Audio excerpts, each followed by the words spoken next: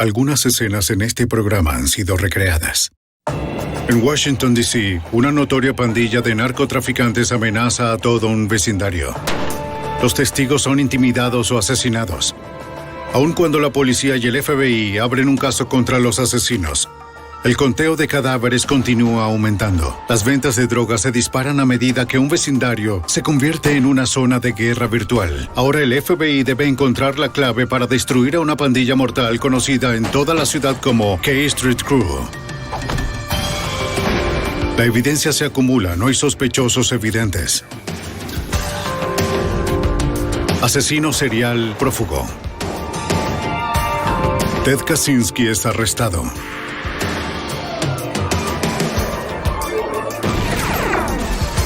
Fugitivo aún prófugo.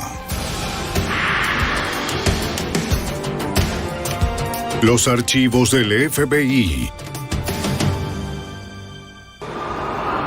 Zona de asesinato.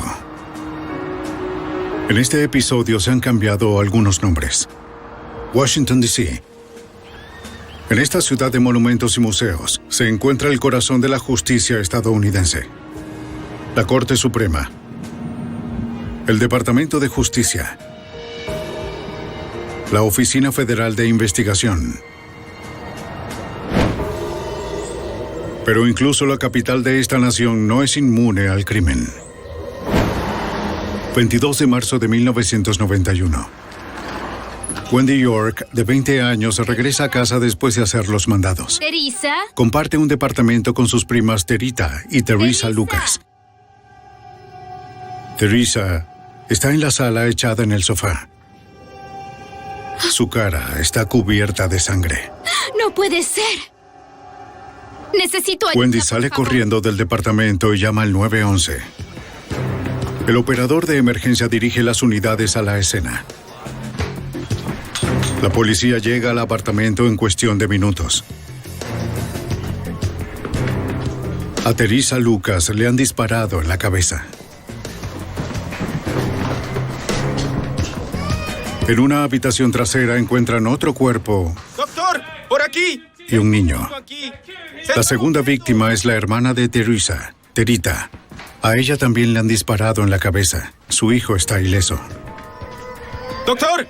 ¡Por aquí! ¡Tengo un niño! ¡Se está moviendo! ¡Voy a salir a asegurar el perímetro! La policía descubre a otro bebé aterrorizado, pero también ileso. Es el hijo de Teresa. Parece que ambos niños han estado solos con los cuerpos durante horas.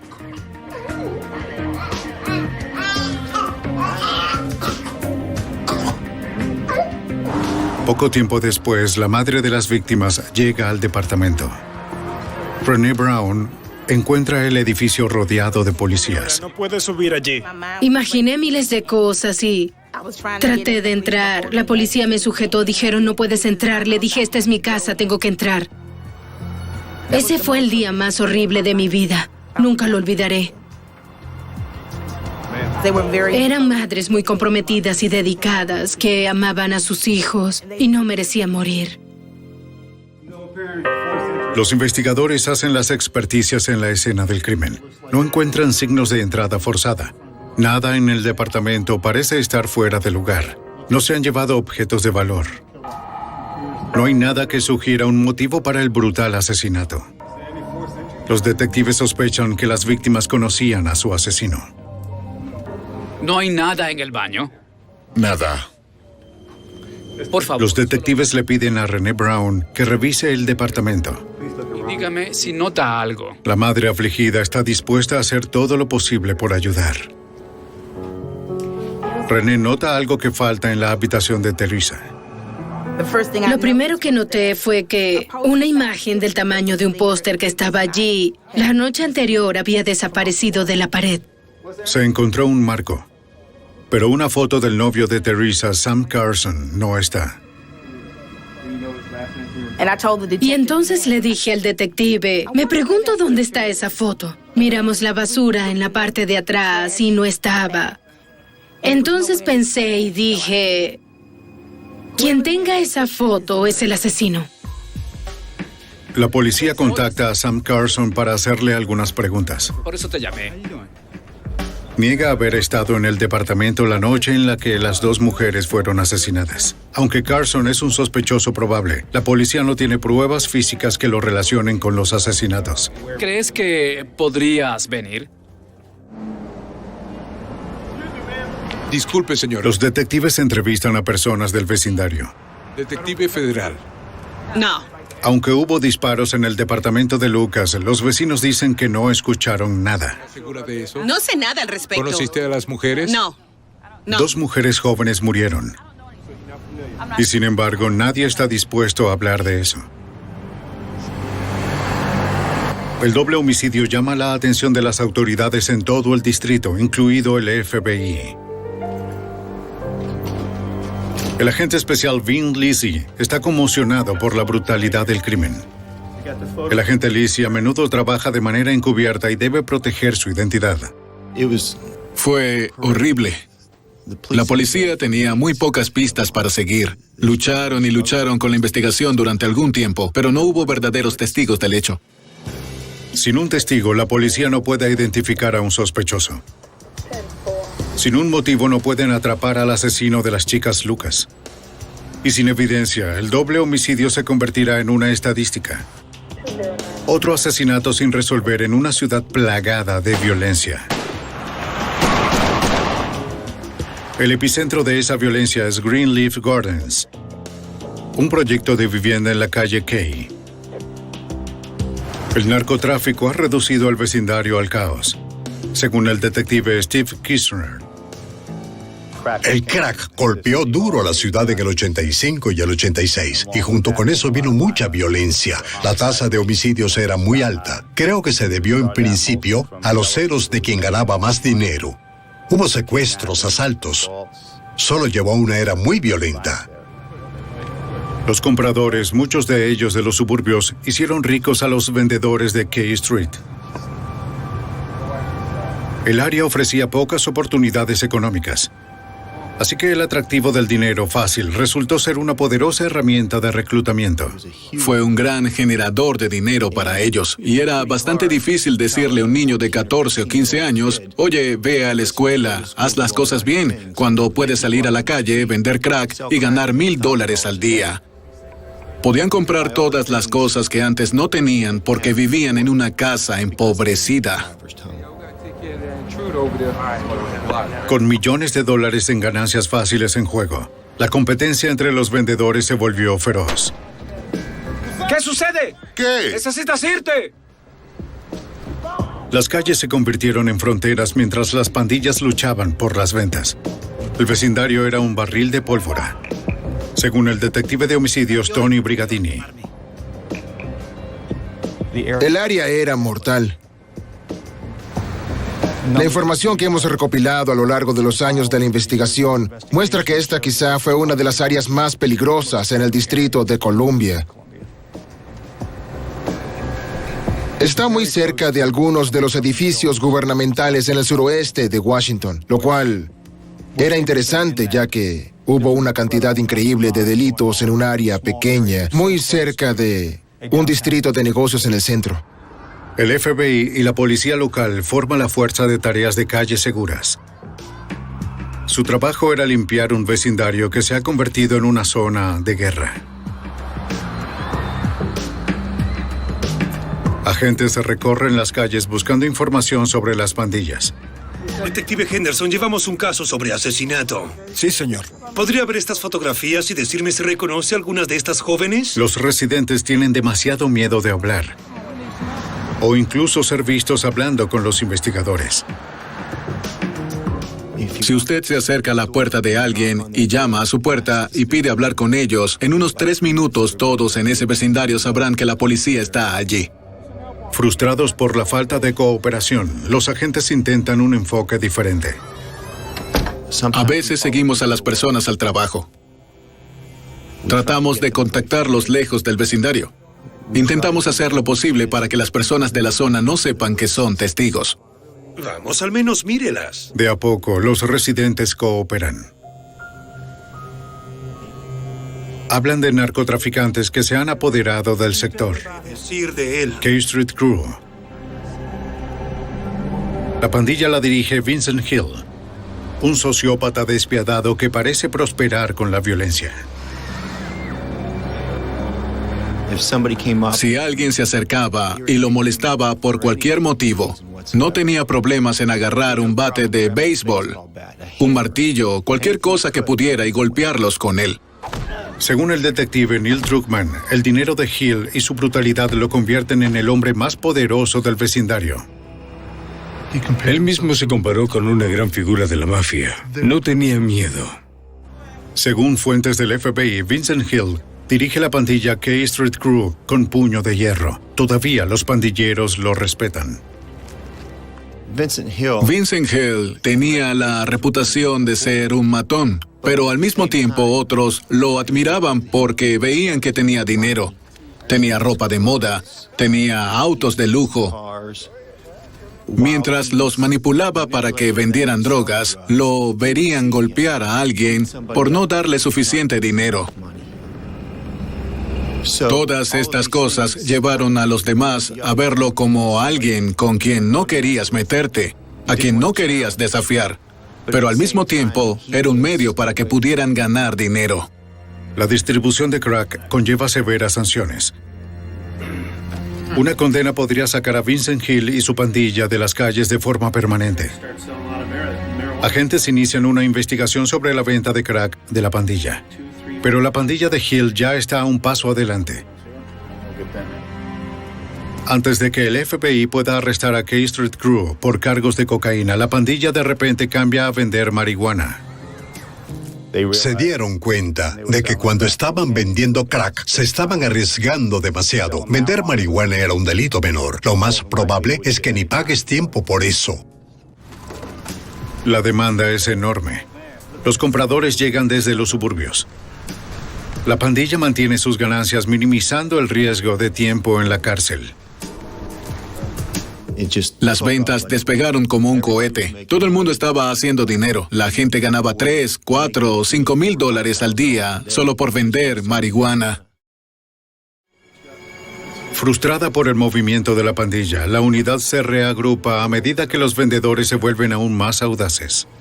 Pasábamos en autos sin marcar y sostenían bolsas de marihuana, 3 por 20, 3 por 20. Luego, cuando al fin se acercaban lo Tengo monedas suficiente de y 10 se daban centavos, cuenta de que cuartos. éramos ¿Qué necesitas, policías, hermano? corrían. Los vendedores solo abandonan sus alijos hasta que los policías se van. Minutos más tarde, regresan al mismo lugar con un nuevo alijo y montan de nuevo la tienda. A medida que el negocio se expande, la violencia aumenta. A veces involucrando víctimas inocentes. El 29 de agosto de 1992, Travis Ross y 2 amigos fueron confundidos con traficantes de drogas rivales.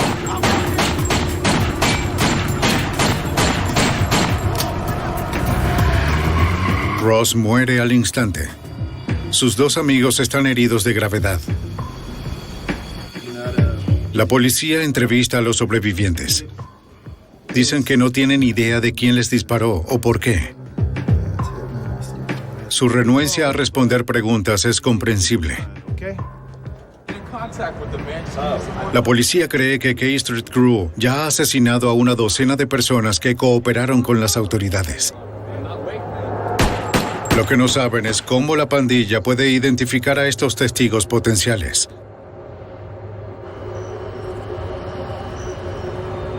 En 1995, Bruce Spencer recibe 5 disparos a quemarropa por un miembro de K Street Crew. De alguna manera sobrevive. Está dispuesto a identificar al hombre que le disparó. El grupo de trabajo de inmediato coloca a Spencer bajo custodia protectora. Lo registran en un hospital de la ciudad bajo el nombre de John Doe. Mientras Spencer se recupera, el agente Lizzie y otros investigadores recorren Greenleaf Gardens en busca del hombre que intentó matarlo. En la calle Kay, el agente Lizzie y el detective Druckmann se encuentran cara a cara con Vincent Hill, el notorio líder de la pandilla.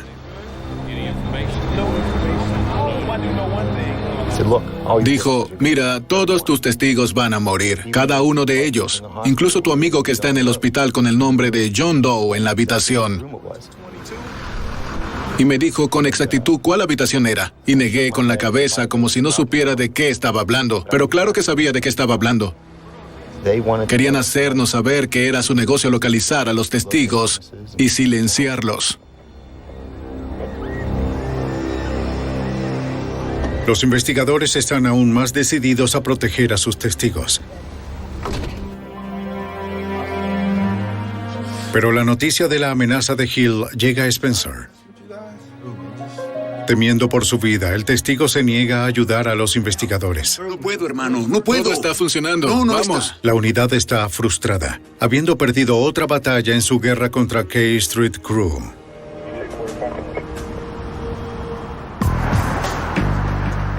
En la década de 1990, Greenleaf Gardens, en el suroeste de Washington, D.C., es un vecindario en estado de sitio.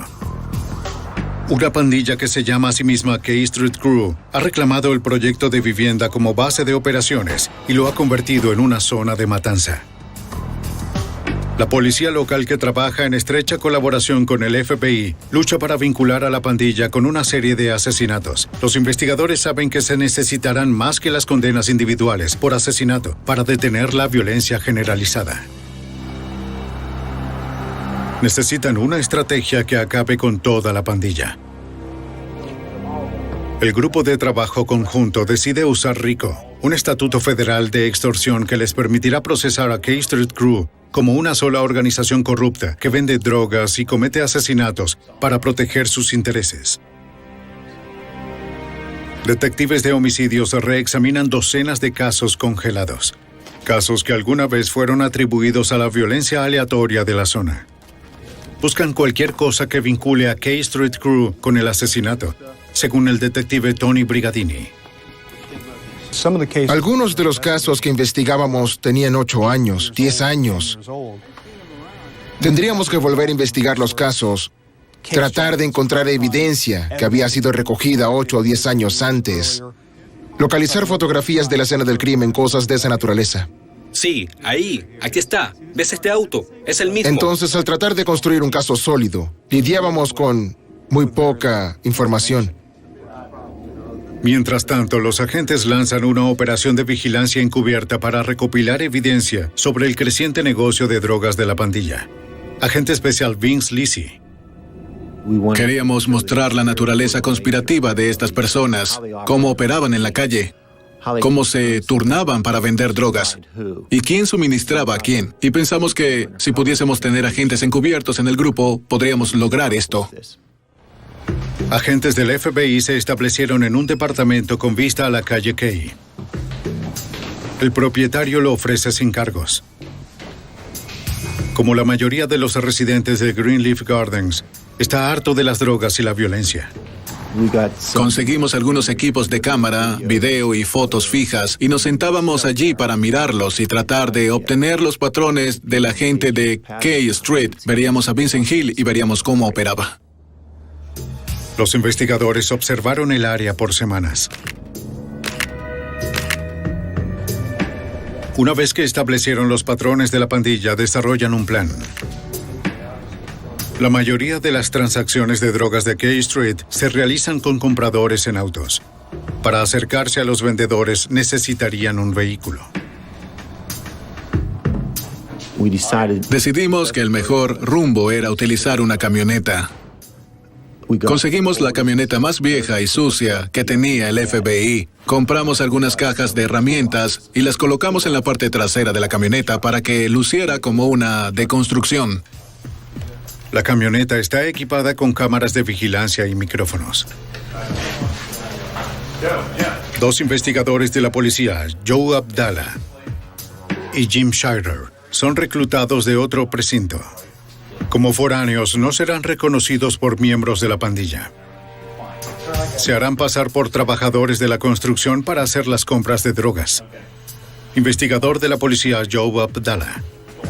Así que Jimmy y yo decidimos de antemano que si estaba en problemas o sentía que mi seguridad estaba en peligro, iba a correr hacia la camioneta. Y dependiendo de la situación, Jimmy iba a arrancar conmigo saltando en la parte trasera de la camioneta o sacaría su arma de fuego. El objetivo principal de la operación de vigilancia es Vincent Hill. Los agentes encubiertos esperan que tengan que hacer varias compras antes de que puedan ponerse en contacto con el líder de la pandilla.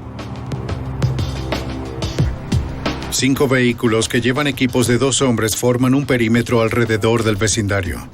Permanecen en sus radios a la espera de las órdenes de Lizzie. Teníamos todo en su lugar. Teníamos coches situados en todo el barrio.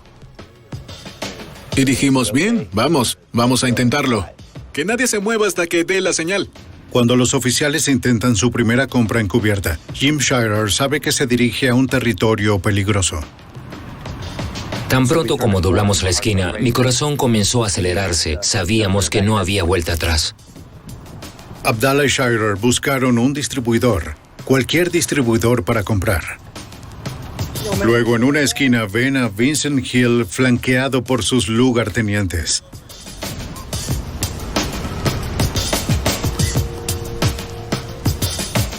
K Street Crew está en pleno. ¿Qué necesitan? Hermano, ¿me puedes conseguir un par de bolsas?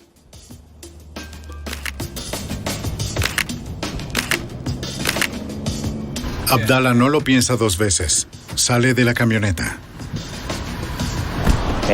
Y pregunté si podía comprar 2 bolsas por 40, que significaba 2 bolsas de marihuana que valían $50, pero podrían comprarlas por $40 la pieza. Un individuo a mi lado izquierdo corrió para ir a buscarlos a un escondite que estaba en una cerca. Y Vincent Hill dijo, no, tomarás 2 por 50. Dejé el dinero y luego me alejé. El equipo de vigilancia documenta toda la transacción. Ahora tienen al líder de la K Street Crew en una cinta de video vendiendo marihuana en persona a los agentes encubiertos. Joe compró de Vincent Hill la primera vez y dijimos, vaya, esto es demasiado fácil. En 30 segundos el trato se hizo. Jimmy y Joe volvieron a la oficina y nos sorprendimos. El grupo de trabajo ha estado preparado para esperar semanas, incluso meses, para ponerse en contacto con Hill, pero sucedió en menos de 1 minuto.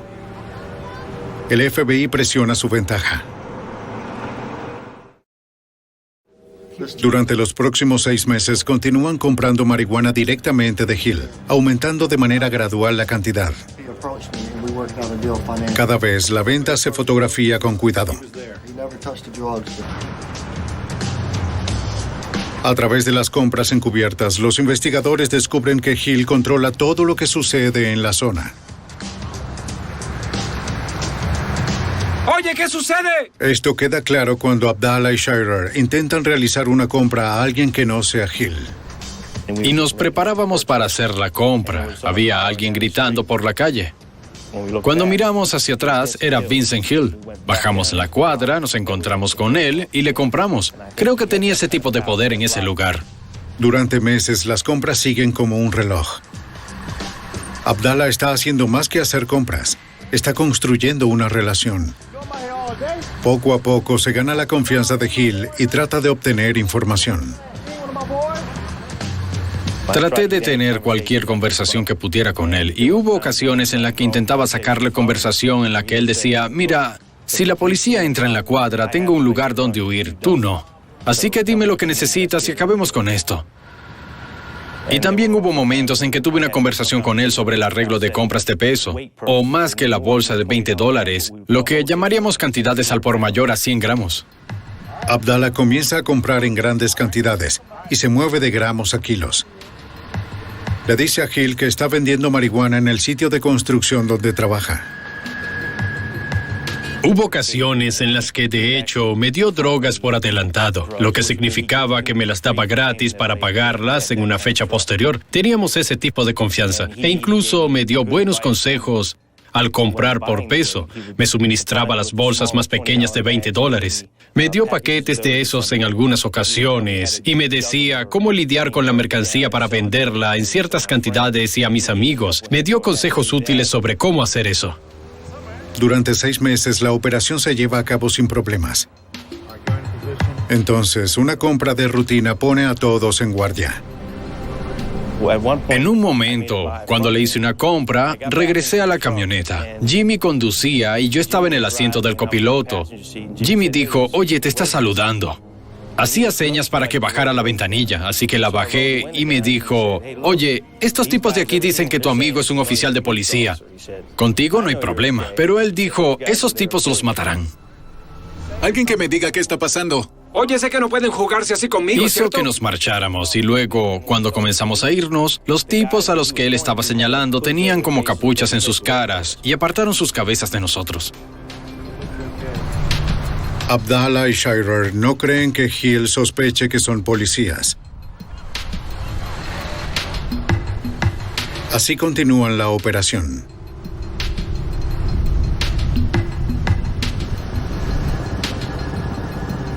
Una semana después, los dos detectives se detienen en la calle Kay. Vincent Hill está ahí.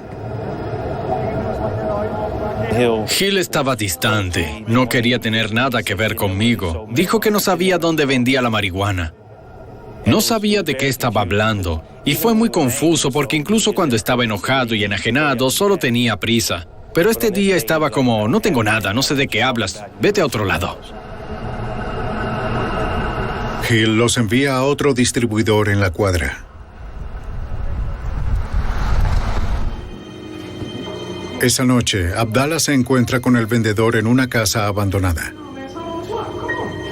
El oficial se prepara para una confrontación.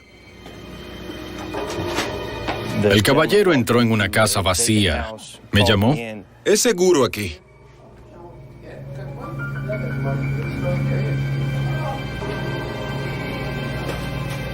Intentó darme como un sándwich lleno de recortes de cortadoras de césped. No era marihuana real. Así que fue en ese momento que supimos que algo estaba mal. Abdallah sabe que lo han descubierto. Con los autos de respaldo, por lo menos a 2 minutos de distancia, lentamente conversa mientras trata de salir del edificio. Espera, Eso vuelve. no está bien, me tengo que ir. Espera, hermano. La operación encubierta ha terminado. Después de 6 meses de compras de drogas, el grupo de trabajo aún no tiene pruebas suficientes para poner a Vincent Hill y su pandilla en prisión de una vez por todas.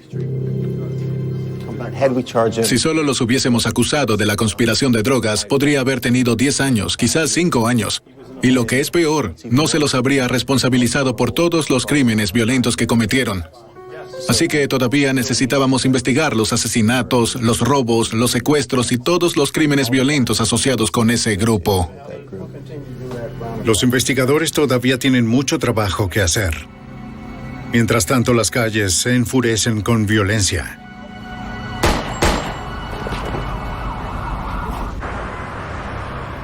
En Washington, D.C., una operación encubierta prolongada ha comenzado a producir resultados.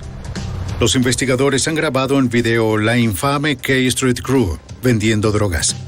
Pero ahora deben encontrar evidencia de las actividades más violentas de la pandilla. En 1995, una joven valiente da un paso adelante. Chrissy Lauren tiene 19 años. Como madre soltera, está preocupada por su vecindario. Chrissy le dice a la policía que Jerome Martin y Antonio Knight son responsables de disparar desde un auto. Escuchó a Martin hablando de eso. Aunque no sabe el nombre de la víctima, su descripción del crimen lleva a los investigadores a un asesinato no resuelto. 6 meses antes, a Travis Ross lo habían matado disparándole desde un auto cerca de la calle Kay. 2 de sus amigos fueron heridos de gravedad. Chrissy quiere testificar contra la pandilla. Sabe que son la razón por la que su vecindario es tan peligroso. Todavía tiene miedo. Le dijo a los investigadores que si hablaba en contra de K Street Crew, la matarán. Chrissy Lauren y otras 2 mujeres por fin acuerdan declarar. Pero solo si el FBI las coloca en el programa de protección de testigos. Agente especial Vince Lisi Al fin convencimos a Chrissy, así como a estas otras testigos femeninas, de que trabajaríamos con ellas. Intentaríamos mantenerlas a salvo y asegurarnos de que no les pasara nada. Hicimos hincapié en que no les dijeran a las personas dónde vivían, no llevar a la gente a sus nuevos apartamentos. La cooperación de Chrissy da sus frutos. Los miembros de la pandilla, Jerome Martin y Antonio Knight, son acusados de asesinato. Muy bien. Coloca el cartel en su bíceps. Perfecto. Lizzie cree que tienen pruebas suficientes para obtener una condena. Aunque una testigo se ha retractado, otras dos, incluida Chrissy, todavía están dispuestas a declarar. Y no es un gran problema. La semana anterior al juicio de Jerome Martin, de manera constante, reentrevistamos a los testigos, hablamos con ellos y los preparamos para testificar. Queríamos que supieran qué preguntas les iban a hacer si iban al estrado y testificaban. La semana anterior tuvimos a Chrissy en la oficina de la abogada. La preparamos y sabía lo que se esperaba de ella. No fue testigo presencial del asesinato, pero sí llenó ciertos espacios. No tengas miedo. 4 días antes del inicio del juicio por asesinato, Vince Lizzie recibe una llamada de una de las testigos. Lo arreglaré. Estaba frenética, gritando, llorando, diciéndome que mataron a Chrissy. Mataron a Chrissy, mataron a Chrissy. Chrissy está muerta, y no podía creerlo. Y luego cada vez que me daba cuenta de lo que estaba hablando, era como si alguien me hubiera golpeado en el estómago. El agente Lizzie conduce al distrito suroeste.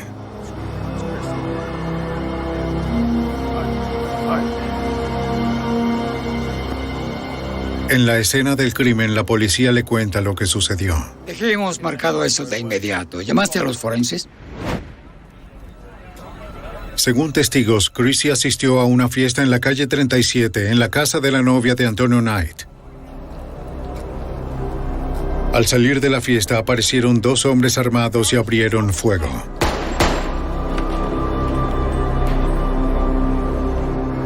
Cuando la policía llegó, Chrissy ya estaba muerta. No es de sorprender que los investigadores no puedan encontrar un solo testigo dispuesto a identificar a los asesinos de Chrissy. El mensaje de K Street Crew es claro. Hablar con la policía es una sentencia de muerte. Chrissy pensó que todo estaba bien, confiaba en sus amigos, confiaba en la gente de ese vecindario. Pensaba que podía volver allí y que nada iba a pasar. Quizá fue lo peor que he sentido en este trabajo. Es difícil seguir adelante a veces cuando eso sucede. Aún así, el grupo de trabajo continúa su caso contra Jerome Martin y Antonio Knight. El juicio es un desastre. El caso había permanecido en el sistema durante mucho tiempo en la capital. Dijimos que teníamos que irnos y seguimos adelante e hicimos lo mejor que pudimos. Algunos testigos no pudieron testificar, solo estaban angustiados. Pero ustedes saben que fuimos por ello y perdimos. Jerome Martin y Antonio Knight son absueltos por falta de pruebas. Para K Street Crew, los testigos como Chrissy Glaren son un pequeño inconveniente. De hecho, fue algo que ayudó a estos chicos a salir libres. Y en ese punto, ganaron la batalla. Estaban felices. Ganaron la batalla. Y me dije a mí mismo que no puedes sentarte y dejar que sigan ganando estas batallas. La muerte de Chrissy Glaren y la absolución de Martin y Knight son golpes importantes para la investigación. El grupo de trabajo se niega a rendirse. De alguna forma, encontrarán la manera de llevar a K Street Crew ante la justicia. En Washington, D.C., K Street Crew está aterrorizando a un vecindario con drogas y violencia. Los investigadores pasaron meses trabajando con la testigo Chrissy Glaren, de 19 años, que aceptó testificar contra ellos. El 5 de octubre fue asesinada a tiros fuera de una fiesta. Incluso sin testigos, el detective Steve Kirchner está decidido a encontrar a sus asesinos. Nos quedamos en eso, tratando de encontrar un avance en ese caso, e hicimos todo lo que pudimos. Imprimimos volantes, ofrecimos una recompensa, nos aplastó a todos, en especial a Vince. Es horrible, es solo que Una parte de ti dice, ¿qué más puedo hacer? Es eso, quieres ondear la bandera blanca. Pero la otra parte de ti dice, espera un minuto, no me voy a rendir, no voy a ceder ante sus formas de justicia. No es como se supone que es. Menos de un mes después, el FBI y la policía obtuvo un avance inesperado en el caso. Cuéntanos lo que sabes. Robert Butch Smith, un viejo miembro de K Street Crew, es arrestado por tráfico de drogas. En un esfuerzo por lograr que Smith hable de la pandilla, el FBI le dice que enfrenta cargos federales de extorsión.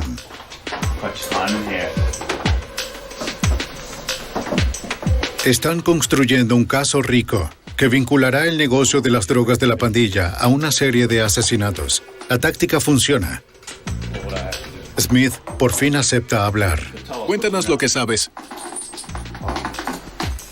Smith revela que la pandilla utiliza investigadores privados para identificar a las personas que están dispuestas a declarar contra ellos.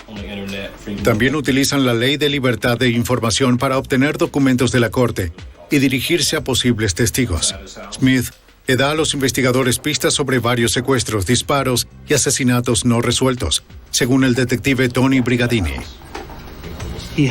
Tenía información muy específica y protegida de los delitos y los tratos comerciales en los que participaron los miembros de K Street Crew. Smith menciona en específico un triple homicidio del que su sobrino William Sweeney le habló. Lo mataron y se llevaron todo su dinero. Sweeney, junto con Sam Carson y James Montgomery, son miembros de K Street Crew. Smith dijo que Sweeney y Carson estaban en Las Vegas cuando Ryan Pierce, otro traficante de drogas, ganó en grande en las mesas. Los dos hombres decidieron robar a Pierce cuando regresó a la capital. El 17 de noviembre de 1996, Sweeney, Carson y James Montgomery esperaron afuera de su casa. Pierce llegó tarde esa noche junto con 3 amigos. K Street Crew hizo su movimiento. ¿Dónde está el dinero, tonto? Oye, ¿qué sucede, hermano? ¿Dónde está el dinero? ¿Qué es esto? ¿Cuál dinero? Ven aquí, ven al sofá, ven aquí. Pierce le dijo al hombre que ya había puesto sus ganancias en el banco. No había efectivo en la casa. Oye, esto es una locura. No tengo ningún dinero aquí. Sweeney mató a los 2 hombres. Una mujer trató de huir y recibió un disparo fatal. Otra mujer logró esconderse hasta que los asesinos se fueron. No está aquí. ¡Vámonos!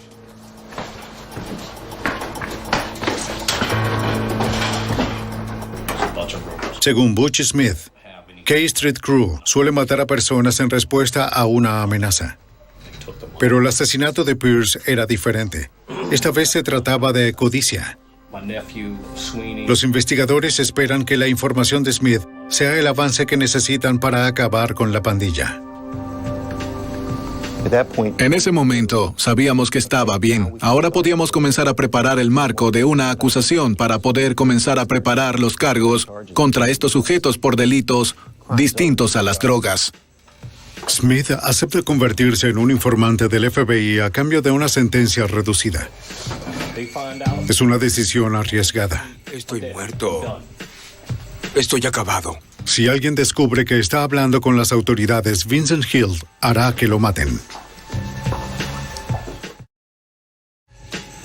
Los técnicos analizan una sola huella dactilar encontrada en una puerta en la escena del asesinato. Coincide con las impresiones de Sweeney, lo que corrobora la historia de Butchie. Lo que también nos ayudó fue obtener los registros de teléfonos celulares de William Sweeney.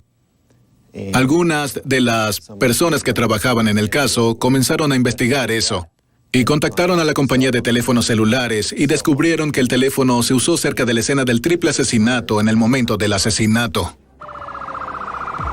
Los investigadores se mueven con rapidez para neutralizar a Sweeney. En abril de 1997 es arrestado por cargos no relacionados. Mientras espera el juicio en la cárcel, Sweeney recibe una copia de su propia orden de arresto de parte de su abogado. Una fuente sin nombre aparece como un informante en su contra. 2 meses después, cuando parece que el grupo de trabajo está a punto de poner fin a las operaciones de la pandilla, Robert Butch Smith es asesinado a tiros a plena luz del día. El informante del FBI recibió un total de 13 disparos, la mayoría en la cabeza. Cuando mataron a Butchie, volvieron todos estos sentimientos y los recuerdos y es difícil seguir adelante a veces cuando eso sucede. Al igual que el asesinato de Chrissy, no había pistas. Aunque había muchas personas en la calle que vieron ese día, nadie se presentaría, nadie habló. El asesinato de Butch Smith amenaza con desentrañar el caso contra K Street Crew. Los investigadores han perdido a su único informante. El asesinato brutal ahuyenta a otros posibles testigos. Después del asesinato de Butchie, nos quedamos mirándonos. ¿Qué hacemos ahora? ¿A dónde vamos desde aquí? En realidad, nos desanimó bastante. Tuvimos que encontrar la manera de poder continuar con la investigación, establecer a dónde íbamos a ir. Pensamos, podemos seguir con las pistas que nos dio Butchie, pero aún necesitábamos a alguien de adentro, y ya no teníamos a Butchie para dárnoslo. Tuvimos que reunirnos y decirnos que no podíamos dejar que eso nos deprimiera. No podíamos detenernos. En 1997, el caso del FBI contra el notorio K Street Crew estaba en problemas. El único informante había sido asesinado a tiros, a sangre fría.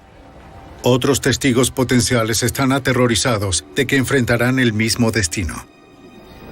Antes de que lo mataran, el informante del FBI, Butch Smith, dijo a los investigadores que James Montgomery era uno de los hombres responsables de un triple homicidio. Montgomery es arrestado y llevado para ser interrogado. Señor Montgomery, el agente especial Vince Lisi presiona al sospechoso para que hable sobre el triple homicidio y el resto de los crímenes de la pandilla. Montgomery ya enfrenta una larga condena en prisión por los asesinatos. Al final decide cooperar. Montgomery admite su papel en el triple homicidio. También confiesa 7 asesinatos, incluido el de la testigo colaboradora Chrissy Glaren. Lisi presiona por más pistas sobre los crímenes cometidos por la pandilla. Montgomery revela que el miembro de la pandilla, Sam Carson, mató al informante Butch Smith. ¿Qué más sabe sobre Carson? Luego deja caer una bomba. Me dijo, ¿recuerdas cuando mataron a las 2 chicas? Y le pregunté, ¿cuáles 2 chicas? Y dijo, las de principios de los 90. Claro que sabía a qué se refería. Montgomery se refiere a los asesinatos sin resolver de Teresa y Terita Lucas. Y comenzó a contármelo y no podía creerlo. ¿Qué quieres, Sam? Solo quiero entrar y hablar contigo por 1 o 2 minutos. Según Montgomery, Sam Carson había escondido una bolsa de armas en la casa de su novia Teresa Lucas. Cuando le pidió que devolviera las armas, Teresa afirmó que no las tenía. No las quería cerca de sus hijos, así que las botó. ¿Puedo usar tu baño muy rápido, por favor? Sí. Carson estaba furioso. Decidió enfrentarse a Teresa por última vez. Carson escondió su pistola en el baño.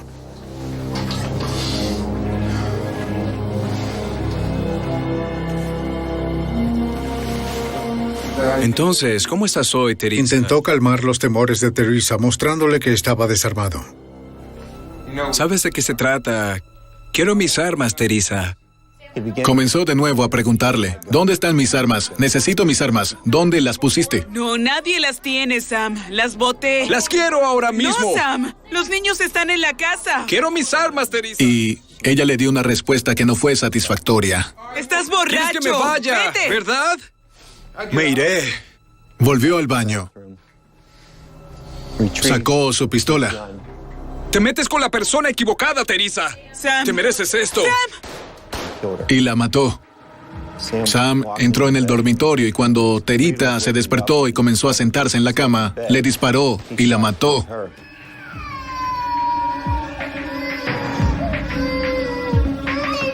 Según Montgomery, Carson se deshizo de cualquier evidencia que lo vinculara con la escena del crimen. Se tomó su tiempo. Cuando estuvo satisfecho de haber retirado las fotos y borrado todas sus huellas dactilares, salió del apartamento, se subió al auto y se fue. Los investigadores le preguntaron a Montgomery cómo la pandilla había descubierto la identidad de 2 policías encubiertos, Joe Abdallah y Jim Scheider. No insistas, tienes que irte, no puedo ayudarte, vete. Montgomery admite que alguien del otro lado de la ciudad los reconoció como agentes de la ley y se lo dijo a Vincent Hill. No, solo eran chicas. Aunque Hill no lo creyó al principio, pronto comenzó a sospechar, según el investigador Joe Abdallah. En una compra posterior que hicimos después de ese día, nos siguieron en la camioneta cuando nos fuimos y nos siguieron de regreso al edificio del FBI, donde estaba nuestro lugar de reunión. Y ese fue el día que dejaron de vendernos. Lizzie no se arriesga con este testigo. Decide mover a Montgomery fuera del estado por su propia protección. En el otoño de 1997, Montgomery se declara culpable de 7 asesinatos. Como parte del acuerdo de culpabilidad, el tribunal sella los detalles de su sentencia y su paradero.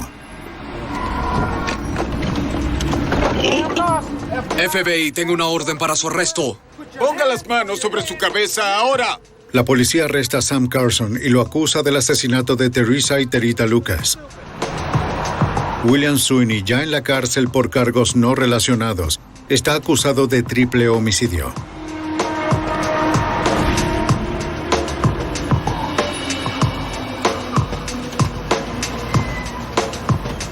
¡Arriba las manos! ¡Todos quietos! ¡Vamos, quieto! ¡No te muevas! Con Montgomery escondido, la policía comienza a desmantelar la infraestructura de K Street Crew. Jerome Martin, Sean Coates y el líder de la pandilla Vincent Hill son arrestados en el verano de 1998.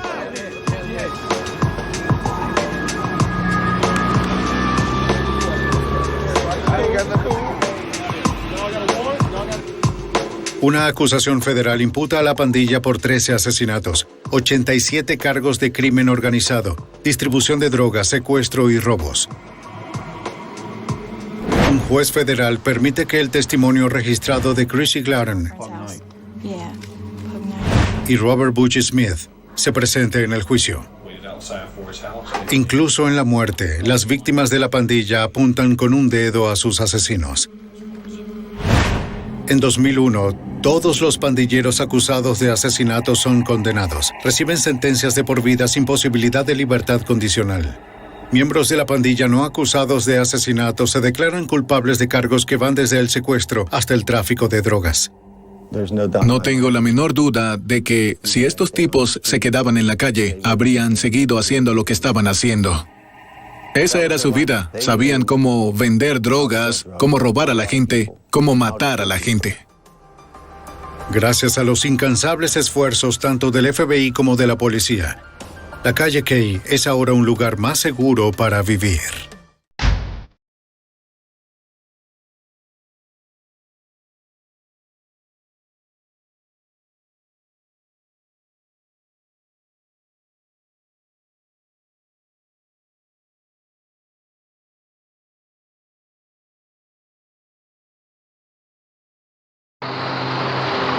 Misión mortal. Enero de 1996. Tilly, Arkansas. Un vecindario pequeño y rural era el hogar de William Mueller.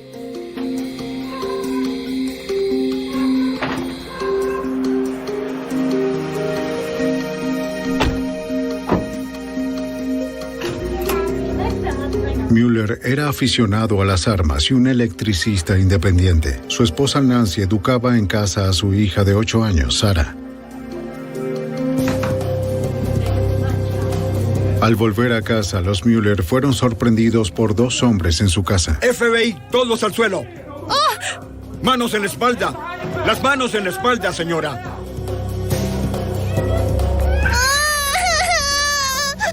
Vestían como agentes del FBI, pero eran impostores. Iban tras la gran reserva de armas y dinero que Mueller tenía en su casa. ¿Escuchaste claramente? No hay nada. Cuando Mueller, de 52 años, se niega a cooperar, los intrusos separan a la familia y los torturan. ¡Ayuda! ¡Por favor, no!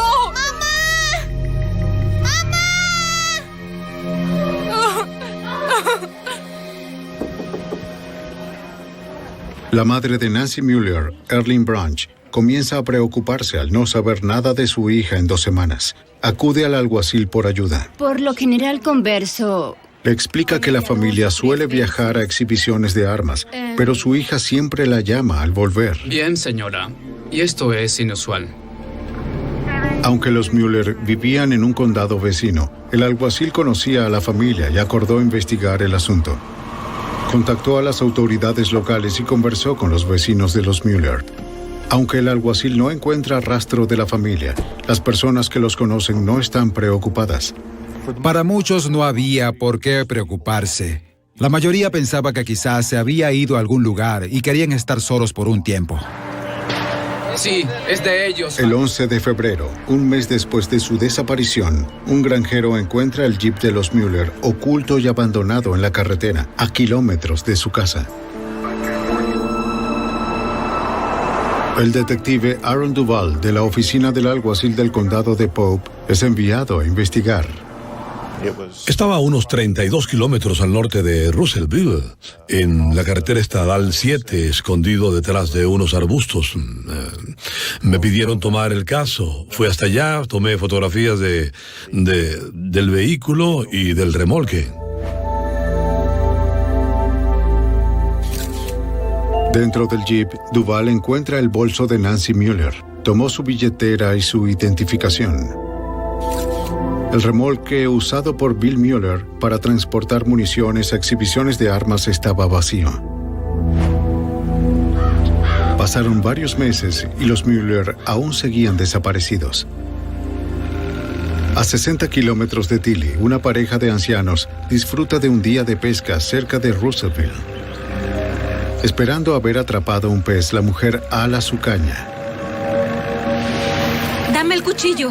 Saca un zapato, del cual sobresale un hueso. Horrorizada, lo corta y buscan ayuda. En cuestión de horas, equipos de búsqueda al mando del alguacil Winters acordonan el lago.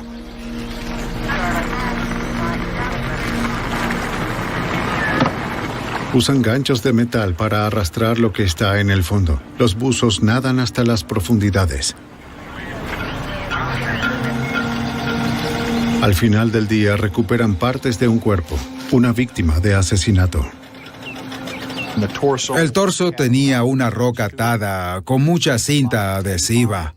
La cabeza tenía algún tipo de bolsa y cinta adhesiva alrededor. Fue algo muy perturbador porque era obvio que esto no era algo con lo que tratábamos normalmente. Obviamente era una ejecución. Era gente sin corazón. Los investigadores determinaron que el cuerpo era de una hembra pequeña. Pensaron que podría ser de una niña de 6 años de edad secuestrada en otro condado el año anterior. Cuando la ropa y el tamaño no coincidieron con la descripción, se hizo evidente otra posibilidad. Podría ser Sarah Mueller. Al día siguiente encontraron otras 2 partes de cuerpos. A los 3 torsos les agregaron peso con piedras y las cabezas estaban cubiertas con bolsas de plástico sujetadas con cinta adhesiva. Los registros dentales, el ADN y la ropa confirmaron la identidad de los cuerpos. Pertenecían a William Mueller, su esposa Nancy y su hija Sarah. El caso de personas desaparecidas se convirtió en la investigación de un triple homicidio. Fue terrible para Bill y Nancy tener que morir de esa forma. Pero para una niña de 7 años morir de esa forma, envuelta en plástico, envuelta en cinta adhesiva, tener una roca de casi 30 kilos atada a su cuerpo y ser lanzada al lago, no había motivo. Durante la autopsia, el forense determina que probablemente los 3 cuerpos habían estado en el río desde el 11 de enero, el último día que fueron vistos. Un examen posterior revela varias manchas de pintura azul en la cinta adhesiva que unía los cuerpos. Los investigadores envían las manchas de pintura a un laboratorio del FBI en Washington, D.C. Un químico forense determina que coinciden con pintura de automóvil.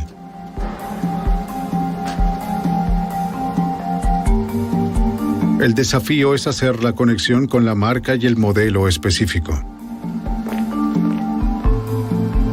Usando luz infrarroja, el forense establece la composición química de la pintura. Esa composición química fue introducida en una base de datos computarizada que contiene información similar de cada auto, modelo y fabricante desde 1934. Los resultados les dan a los investigadores de Arkansas su primera pista. Pensamos que el vehículo donde fueron transportados los cuerpos era posiblemente azul.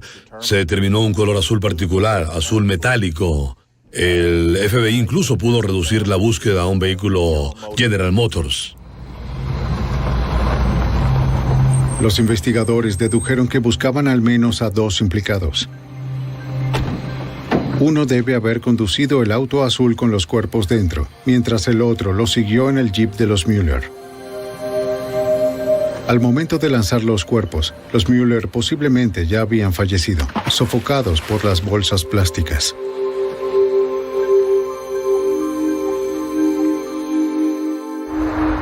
Piden apoyo a la Oficina de Alcohol, Tabaco y Armas de Fuego de Little Rock, Arkansas. El agente de la ATA, Glenn Jordan, dirigió el caso. Teníamos jurisdicción porque Mueller tenía una licencia federal revocada para comercializar armas, y estas estaban desaparecidas, y el hecho de que el señor Mueller y su familia habían sido asesinados. La ATA tiene un registro completo de todo el armamento de Mueller antes de que perdiera su licencia. Sin reportes de ventas de armas desde entonces, los agentes entendieron que las armas fueron robadas. Nuestro plan era introducir los seriales de cada arma en la Central Nacional de Datos Criminales, en caso de que alguna de esas armas apareciera, lo cual nos daría una pista para seguir la investigación. Jordan estaba familiarizado con el nombre de Bill Mueller, ya que la familia había sido víctima de robo un año atrás. Para el momento del robo, Mueller reportó un total de $40,000 en mercancía robada, incluyendo 5 armas y municiones. Ya que los Mueller habían sido víctimas de un robo y homicidio en el lapso de un año, los agentes creían que la familia fue el blanco de un grupo que usaba y vendía armas robadas, quizás miembros de una milicia antigobierno. Por favor, adelante. Los investigadores regresan a inspeccionar las pertenencias de los Mueller. Después de que la familia desaparece, los parientes se llevan la mayor parte de sus objetos de valor. El propietario almacenó el resto de sus posesiones en el garaje. Encontraron el estuche de una Colt .45, identificado con un número de serial, pero el arma no estaba allí.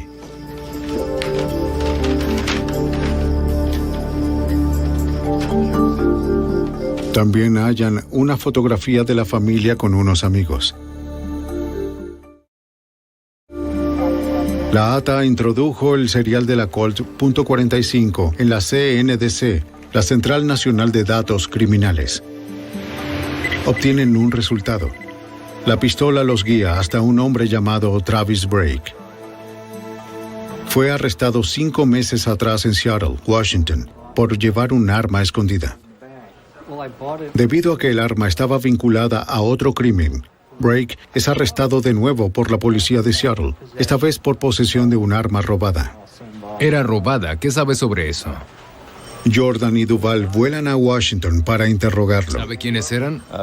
El señor Brake fue interrogado y le explicó al Departamento de Policía de Seattle que había comprado esa pistola en una exposición de armas en Seattle, Washington, y describió a las dos personas a quienes les compró el arma y recordaba a uno en particular.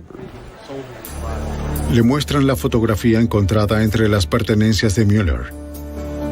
Brake identifica a uno de los hombres que le vendió el arma. Es él. ¿Este de aquí? Sí, es él. Su nombre es Kit Collins.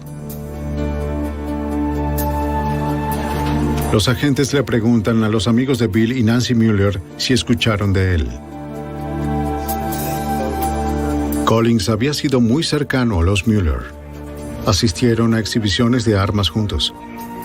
Los investigadores descubren que el verdadero nombre de Keith Collins era Kirby Kehoe. La ATA descubre que Kirby Kehoe tiene un extenso expediente de incidentes con armas de fuego. Kehoe también estaba involucrado con el movimiento de supremacía blanca. Los miembros de este movimiento son altamente antigobierno, están fuertemente armados y son considerados peligrosos. Kirby Kehoe se convierte en el sospechoso principal del triple homicidio de los Mueller.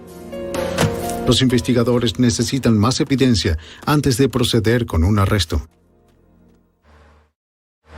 Casi un año después del triple homicidio y el robo de Bill, Nancy y Sarah Mueller, los investigadores aún siguen buscando los asesinos, que se cree son militantes de supremacía blanca. En Sioux Falls, Dakota del Sur, 11 meses después del crimen, un patrullero observa una camioneta Chevy azul estacionada en un espacio para minusválidos.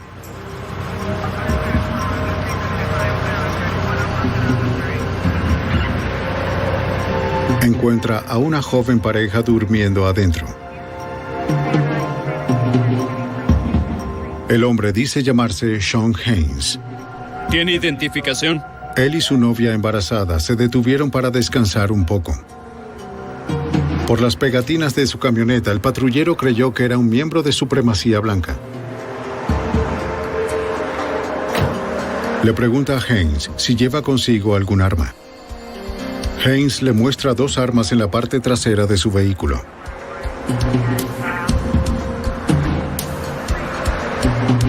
El patrullero revisa los seriales y descubre que son armas robadas. Un rifle AR-15 que fue robado de la casa de los Mueller en Arkansas. Haynes es arrestado. Cuando les notifican que una de las armas de Mueller apareció en Dakota del Sur, los investigadores de Arkansas fueron a interrogar a Haynes. Quédate con el paquete. Haynes dijo que había cambiado un arma por el rifle AR-15 en un motel en el estado de Washington 6 meses antes. ¿Y cómo llegaste allí? El nombre del hombre con quien hizo el cambio es Shivy Kehoe, el hijo mayor de Kirby Kehoe. Ahora Shivy también está implicado en el homicidio de los Mueller, pero los investigadores no han terminado con Haynes. Tomaron una muestra de pintura de su vehículo azul. Determinaron que la muestra no coincide con la pintura encontrada en la cinta adhesiva con la que envolvieron a los Mueller. Haynes no tenía nada más que ofrecer. La investigación se centra en Shivy Kehoe, pero no era posible localizarlo. Semanas después, el oficial de patrullaje de Ohio, Harold Harker, está en una misión de rutina para capturar a los infractores de velocidad en Wilmington, cerca de Cincinnati. Mientras observa el tráfico, nota una camioneta Chevy azul que va por debajo del límite de velocidad. A Harker, un veterano con 25 años de experiencia, ahora retirado, le pareció que las personas en el vehículo actuaban extraño al pasar frente a él. Al acercarse noté que no tenía placas y al pasar frente a mí siguió adelante. El conductor no se dio cuenta de mi presencia. No vio la patrulla, solo mantuvo las manos en el volante y siguió conduciendo. Sin embargo, el pasajero no solo me miró cuando pasaron, Se giró en su asiento y observó por la ventana trasera para poder verme. Harker sabe que en el estado de Washington es obligatorio el uso de matrículas delanteras y traseras. Solicita rastrear la matrícula y sigue la camioneta mientras espera respuesta con la información. La información que me dieron fue, al parecer, la matrícula corresponde al vehículo. Sin embargo, expiró.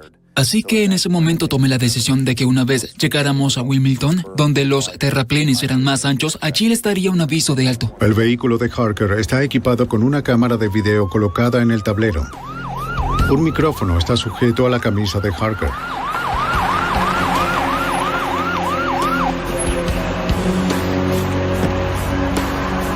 Harker le solicita al pasajero y conductor sus identificaciones. Buenas tardes, caballeros. ¿Puedo ver sus identificaciones? Al hablar con los hombres, Harker consigue más problemas. Ninguno tiene identificación.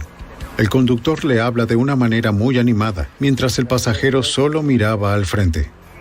En ese momento me preocupaba mi seguridad, así que lo que quería era apartarlos del vehículo y mantenerlos separados. Tomar los documentos, llevar al conductor a mi auto para tener un poco más de control de sus acciones. ¿Por qué no viene conmigo, señor? El conductor eventualmente sigue a Harker hasta su patrulla. ¿Cómo dice? ¿Dice que el vehículo es prestado? Sí, de hecho lo pedí prestado porque el mío tiene un problema. De acuerdo. Cuando el oficial decidió requisarlo, el conductor rápidamente se dio la vuelta y se puso a la defensiva. Se alejó de mí y utilizó las siguientes palabras: no quiero que me violen de esa manera. En 25 años de operaciones de patrullaje, nunca había escuchado a alguien usar esas palabras en específico, y además de la aparición de los jóvenes, el hecho de que ambos tuvieran cortes de cabello de estilo militar muy similar, cortes muy limpios, y que el conductor tuviera una cazadora al estilo de la Marina, me hizo sentir cómodo, ya que probablemente trataba con personal de la milicia. En la autopista, otro oficial, el asistente del alguacil Robert Gates, vio a Harker conversando con el conductor y dio la vuelta para asistirlo. Es una práctica común, ya que los oficiales a menudo trabajan solos en zonas rurales del estado. Su único propósito es monitorear la situación. No se involucra haciendo preguntas o dando instrucciones. Ese es mi trabajo. Su trabajo solo es observar y vigilar. El hombre le dice que buscan empleo en obras de construcción. Harker le dice al conductor que si él o su compañero no pueden proporcionar alguna identificación, el vehículo será confiscado. Bien, pero tengo una matrícula en la parte trasera del vehículo. El conductor intenta escapar. ¡No me importa! ¡No quiero! Mientras ambos oficiales intentan detenerlo, el pasajero sale del vehículo y comienza a disparar. ¡No disparen! ¡No disparen! ¡Estoy desarmado! ¡Estoy desarmado! El pasajero huye de la escena mientras Harker intenta detener al conductor. Su brazo queda atrapado en la puerta, pero se las arregla para liberarse. El otro sospechoso escapa hacia el bosque. Gates lo persigue.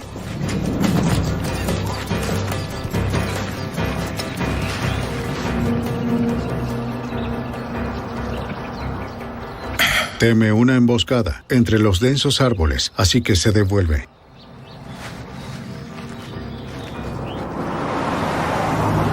Harker está de vuelta a su patrulla con un disparo en un neumático y solicita ayuda. En solo momentos, el Departamento de Policía de Wilmington, Ohio, es notificado sobre el tiroteo. El oficial Robert Martin escucha el boletín y luego observa un vehículo como el reportado en el estacionamiento de la compañía de suministros eléctricos. Informa sobre su ubicación y va a investigar. 10-6, tenemos un vehículo sospechoso detrás del edificio de suministros. El conductor de la camioneta comienza a disparar.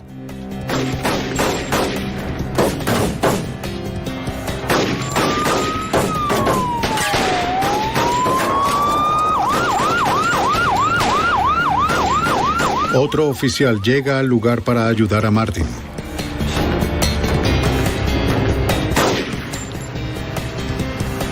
El sospechoso desaparece en el área industrial. Disparó 32 balas. Una de ellas hirió a un transeúnte. De vuelta al lugar del primer tiroteo, los investigadores tratan de determinar qué ocurrió y conocer las identidades de los tiradores. Usando detectores de metales, buscan los casquillos de las balas. Toda la zona es meticulosamente fotografiada y la evidencia recolectada. El pequeño pueblo de Wilmington nunca había visto algo como esto. La policía comienza la búsqueda para atrapar a los dos sospechosos. La búsqueda continúa durante la noche. Traen refuerzos de condados vecinos. La policía sabe que los sospechosos recurrirán a la violencia para escapar. Tienen que encontrarlos antes de que alguien sea asesinado. Los sospechosos del tiroteo siguen libres. La ATA y la policía de Ohio examinan la locación del segundo tiroteo y la camioneta Chevy. Examinan la escena del crimen en busca de huellas, esperando determinar la identidad del tirador. 118, responda. Dentro del vehículo encuentran rifles de asalto, miles de municiones, suministros militares y equipos de primeros auxilios. Los investigadores rastrean las municiones a través de los recibos de compra de los fabricantes. Gran parte de la munición y armas pertenecían al traficante de armas William Mueller. La cantidad de armas militares sugiere que los tiradores eran miembros violentos de un grupo antigobierno. Los investigadores de Ohio notifican al FBI.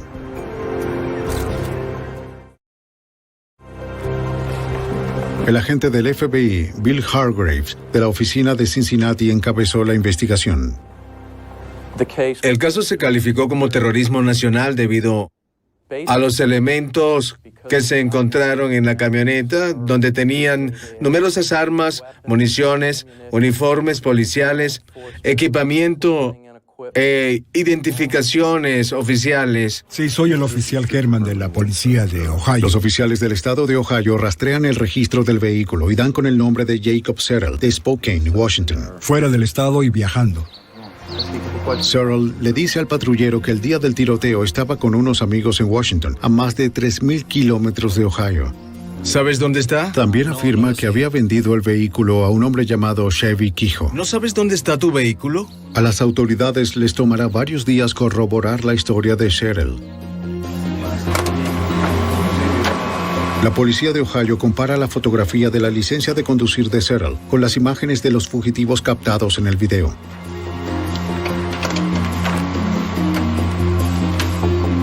La imagen no coincide. Las grabaciones eran su mejor pista. La policía de Ohio publica la cinta a nivel nacional para tratar de identificar a los tiradores.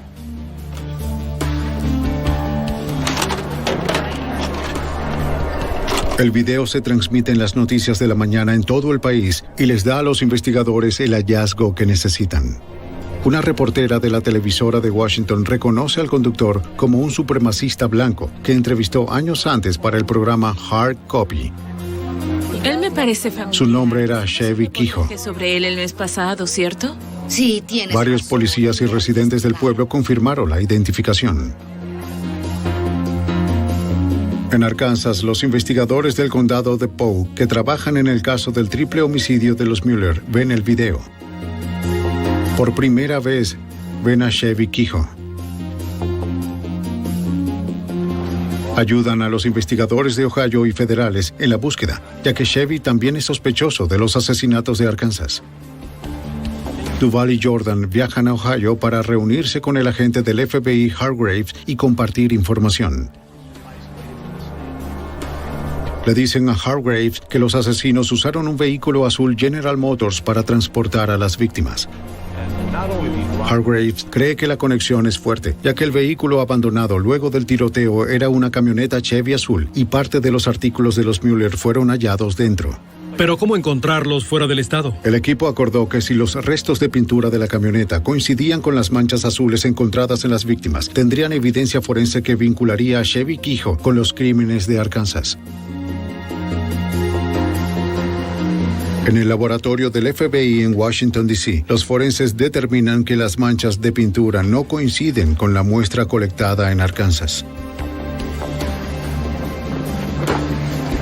El agente del FBI, Jim Shanador, fue solicitado. Es un especialista en rastrear terroristas internos como Chevy Kehoe.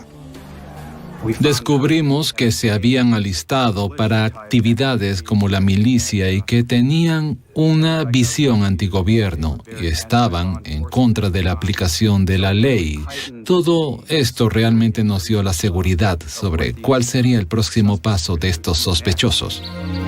En busca de más información sobre Chevy Kehoe, un oficial de la policía de Washington visita a su padre, Kirby, en su casa de Coldfield. ¿Podría ver estas fotografías, por favor? El oficial le pregunta si reconoce al hombre del video. Kirby no identifica a su hijo Chevy, pero dijo que el segundo hombre era su hijo menor, Shane.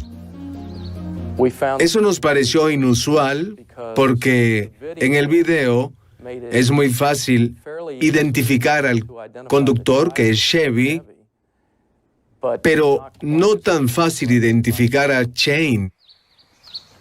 Pensamos que tal vez haya algún tipo de favoritismo hacia alguno de los hijos. El FBI revisa los antecedentes de Chevy, de 23 años, y de Shane, de 21 años. Chevy Kehoe estaba relacionado con algunos crímenes, además de los 3 crímenes en Arkansas. Tenían relación con un homicidio en Washington y otro que creemos ocurrió en Idaho. Y también cometió una serie de robos, asaltos y extorsión, además de transporte interestatal de propiedad robada. Publicaron una alerta de búsqueda para los hermanos Kehoe. El 18 de febrero, los investigadores encuentran el remolque de los Kehoe en Frankfort, Ohio, a más de 70 kilómetros del lugar del tiroteo en Wilmington. Encuentran un Chevy Monte Carlo abandonado en el estacionamiento de un supermercado. Reportaron su robo a 1 kilómetro del lugar del tiroteo. Las autoridades sospechan que al menos uno de los hermanos Kehoe lo robó para huir de la búsqueda. Las llaves son lo único que el ladrón dejó. Los investigadores temen que los hermanos no se detengan ante nada con tal de evitar la prisión. La policía estatal se enfocó en inspeccionar la zona, esperando que alguien pudiera haber visto a alguno de los fugitivos. A 1,5 kilómetros, en el campamento Lake Hill, el rastro de Kehoe reaparece. Los investigadores descubren que los hermanos acamparon allí con sus familias en un remolque, pero las autoridades llegaron muy tarde. 2 días antes, el remolque se había ido. Nadie sabía si los hermanos iban a bordo. El FBI emite una alerta nacional para el vehículo. Pasan las semanas y reportan avistamientos del remolque.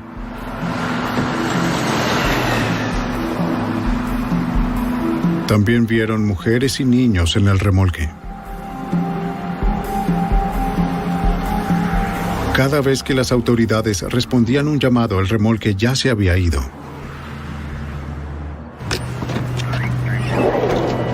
El rastro de los Kehoe reaparece a 241 kilómetros en Indianápolis, Indiana, donde otro vehículo robado fue recuperado. Dentro, los investigadores encuentran ropa y un envase de gas con el nombre de Chevy Kehoe, pero no hay ningún rastro de su hermano Shane. La camioneta fue robada a 20 kilómetros de donde Chevy dejó la camioneta azul, luego de dispararle a los oficiales en Ohio. Los Kehoe continúan un paso adelante. El rastro de los autos encontrados señala que los crímenes de los Kehoe van a continuar hasta que las autoridades los detengan. Aquí lo tienes.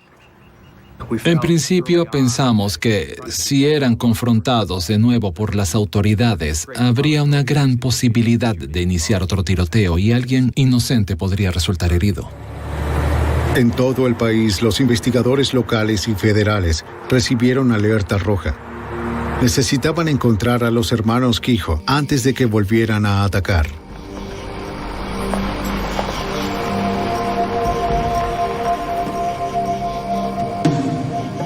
En Arizona, un policía estatal se acerca a un remolque que encaja con la descripción de la de los Kehoe.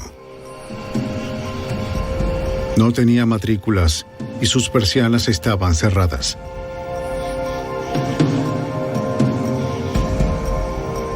Pidió refuerzos. Tengo el remolque. Sabe que los hermanos están armados, son peligrosos y no dudarían en disparar. En solo minutos, un equipo SWAT rodea el remolque. Esperan que la emboscada nocturna tome a los Kehoe por sorpresa y reduzca la posibilidad de otra confrontación armada. Un equipo SWAT de Arizona está ejecutando el plan para atrapar a los hermanos Kehoe, fugitivos armados, buscados en 2 estados por asesinato e intento de asesinato. ¡Quieto! Pensaron que los tenían acorralados, pero era el remolque equivocado.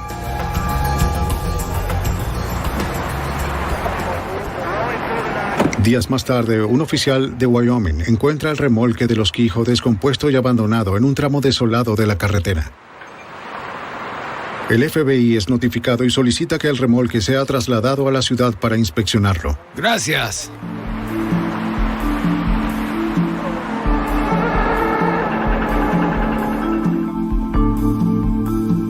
La policía de Wyoming obtiene una orden y hace un informe de todo lo encontrado. Este vehículo, al igual que la camioneta, contiene gran cantidad de municiones, armas, uniformes falsos del FBI y placas de alguacil de policía.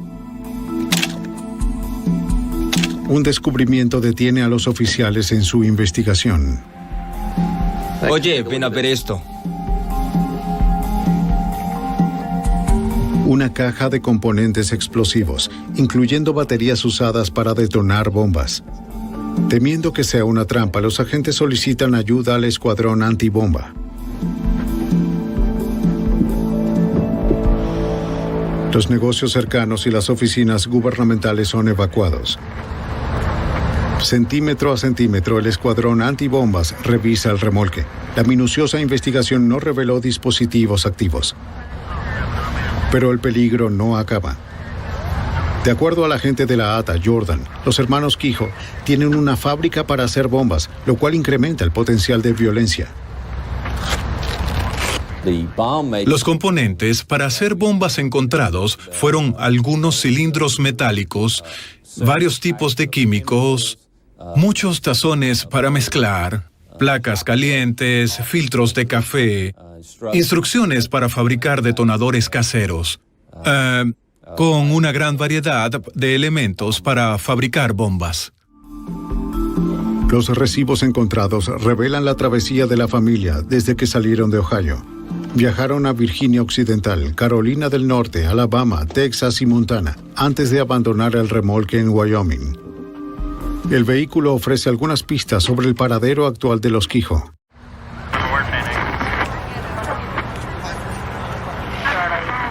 Todo lo que sabíamos es que Chevy fue visto por última vez en Indianápolis, donde se recuperó la camioneta robada. Supimos que Shane y las familias pudieron llegar hasta Casper, donde el remolque se descompuso. De ahí en adelante, básicamente, les perdimos el rastro. Para lograr ayuda de la ciudadanía, el FBI y la ATA anuncian que se han unido para ofrecer recompensa por el arresto de los hermanos. El hecho de que se trataba de un asunto serio que implicaba la aplicación de la ley y el hecho de que tenían un nexo con los grupos de supremacía y el hecho de que eran individuos peligrosos nos permitió ofrecer $60,000 de recompensa por la detención. Más de 100 pistas surgieron. Habla el oficial Herman de la policía de Ohio. Las pistas locales fueron manejadas por la policía de Ohio, mientras que el FBI y la ATA se encargaron de las pistas fuera del estado. Buen día, policía. El 16 de junio, los investigadores reciben las noticias que estaban esperando. Un alguacil del condado de Stevens recibió una llamada de un amigo de Shane Kehoe. Shane quería entregarse. El joven de 21 años se entrega a las autoridades y les informa dónde habían estado él y su hermano los últimos meses. Lo hago por la vida de mi familia. Luego del tiroteo en Wyoming, Shane robó un auto y regresó al campamento. Allí se reunió con su familia, la de su hermano, y se dirigió a Wyoming, donde se reunió con Chevy. Poco después de que los Kehoe se reencontraron, el remolque se averió.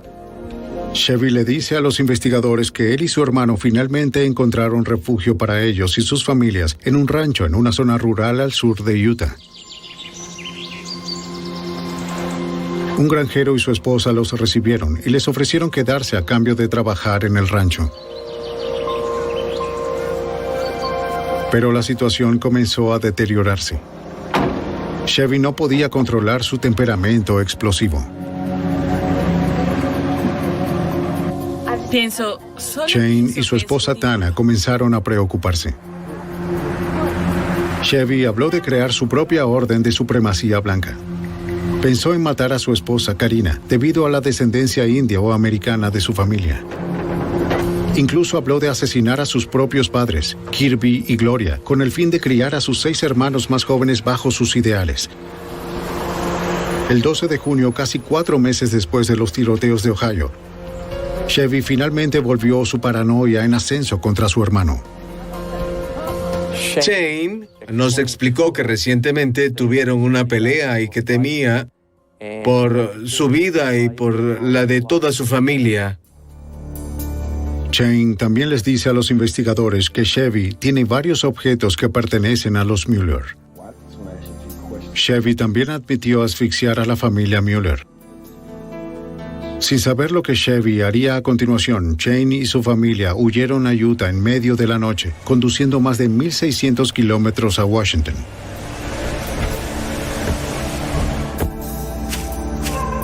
Las autoridades inspeccionaron el auto de Shane buscando evidencia adicional.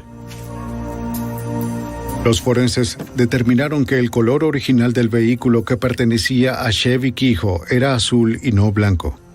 El químico forense del FBI, Ron Menold, explica. A menudo vemos vehículos repintados en el laboratorio y podemos determinar cómo estaba pintado originalmente. Las capas de pintura pueden compararse a pilas de cartas que se adhieren muy fácilmente una a la otra, por así decirlo. Y cualquier carta puede ser retirada de la capa y muestreada individualmente. Así que las de diamantes, que es la capa base, su química y color será diferente al rey de espadas, que es la capa superior. Los resultados de la prueba son decisivos. La composición de la pintura azul encontrada en el vehículo de Kehoe coincide con las manchas encontradas en los cuerpos de los Mueller. La evidencia contra Chevy Kehoe es convincente, pero capturarlo no será fácil. Los investigadores tendrán que viajar al escondite de Chevy en Utah, donde un equipo de arresto puede ser visto acercándose desde kilómetros de distancia. Buscado por triple homicidio en Arkansas e intento de homicidio en Ohio, el supremacista blanco Chevy Kehoe está fuertemente armado y escondido con su familia en un rancho aislado. Aprehender al criminal en esa zona abierta del sur de Utah sería peligroso para los agentes y la familia de Chevy. El FBI y la ATA necesitan un plan de arresto que minimice los riesgos. El agente Will Long está a cargo de coordinar el plan. Por ahí, justo ahí. Su rostro está oculto para proteger la naturaleza sensible del caso. Los hijos de Chevy y su esposa estaban allí y ciertamente no queríamos involucrarlos en una situación que los pusiera en riesgo, como un tiroteo o una situación de rehenes. Long cuenta con la ayuda de Rodney Levitt, el granjero dueño de la granja donde los hermanos han estado viviendo. Levitt accedió a ayudar al FBI debido a su preocupación por los hijos de Chevy. Nos dijo que con regularidad Chevy Kehoe, a petición suya, viaja a la ciudad de Cedar para hacer diligencias relacionadas con la operación de la granja. Y en esta oportunidad ya había acordado con Chevy venir a la ciudad ese día para recoger algunos alimentos de la tienda de animales y decidimos que podríamos usarlo como una oportunidad para llevarlo a la tienda, que es un ambiente que podemos controlar. Eso les da a los agentes 2 horas para ponerse en posición antes de que Chevy llegue a la ciudad con Levitt. 2 horas es muy poco tiempo. Colocamos unidades de vigilancia a lo largo de la carretera que estarían alertas para dar la ubicación exacta de Chevy Kehoe y el señor Levitt en su camino a la ciudad. El plan funciona perfectamente hasta que Chevy Kehoe hace una parada no programada. El FBI no sabe si Kehoe está alerta y está tratando de huir.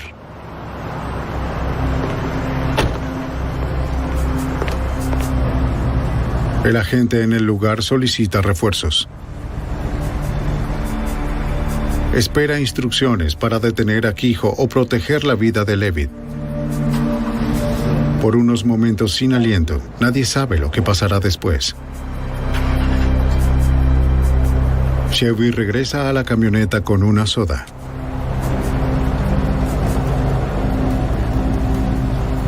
Para el agente encubierto, Chevy no tiene sospecha alguna y regresa a la carretera. De vuelta a la ciudad, más de 25 agentes esperan la llegada de Chevy y Levitt. Los francotiradores están ubicados en los tejados y la tienda de animales está rodeada. También hay agentes ubicados en el vecindario cercano. Su objetivo es evitar que Chevy escape y tome rehenes.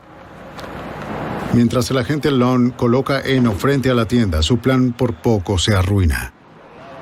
Mientras escuchábamos la radio, oímos que una de las unidades de vigilancia decía que Chevy había cruzado una marca que estaba aproximadamente a 1 minuto de distancia de la tienda de animales. Justo en ese momento, un granjero involuntariamente se estaciona en el lugar que el FBI reservó para Chevy. El agente Long tenía una fracción de segundo para actuar. Señor, necesito... Caminé a través de todo el estacionamiento con mi placa y mis credenciales en la mano. Le dije a este hombre que un peligroso fugitivo estaba a punto de entrar en el estacionamiento y que íbamos a arrestarlo justo ahí y que debía entrar inmediatamente en su vehículo y salir del estacionamiento. El granjero se retiró y Long regresó a su posición. Segundos después, Chevy Kehoe entra al estacionamiento.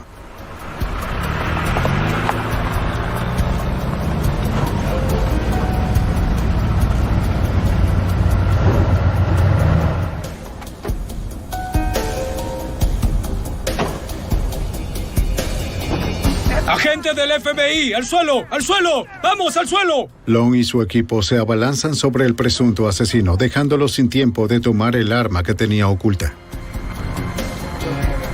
Después de 5 meses de buscarlo por todo el país, el FBI Bien, finalmente levántate. captura Vamos, a Chevy Kehoe. ¡Arriba! ¡Arriba! De vuelta al rancho, todavía debían ocuparse de llevar a la esposa de Chevy, Karina, y sus hijos bajo custodia.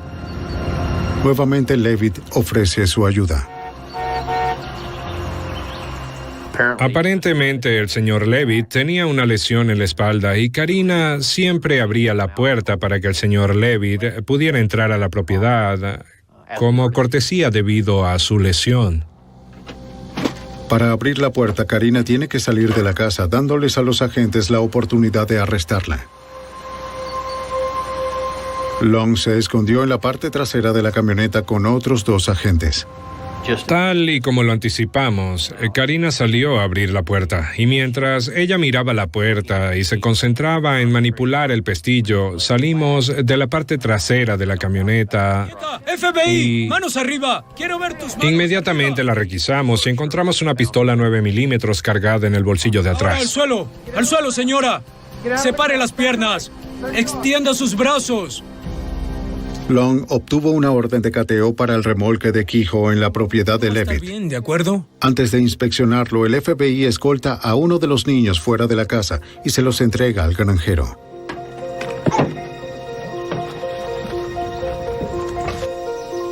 Dentro del remolque, Lon descubre una gran cantidad de armas. Chevy Kehoe, anticipando una emboscada, había colocado armas cargadas en cada ventana. Con ambos hermanos bajo arresto, son transportados hacia el este para afrontar 16 cargos estatales y locales. Chevy sería juzgado primero en Arkansas por cargos federales. Con los Kehoe tras las rejas, la abogada Paula Casey tuvo varios meses para preparar un caso sólido. Los agentes federales y Aaron Duval, Jay Winters, vinieron aquí y expusieron las pruebas que tenían de los diversos crímenes cometidos, y luego de examinar todo lo presentado, había una especie de certeza de que lo que estábamos viendo era sin duda un caso de crimen organizado.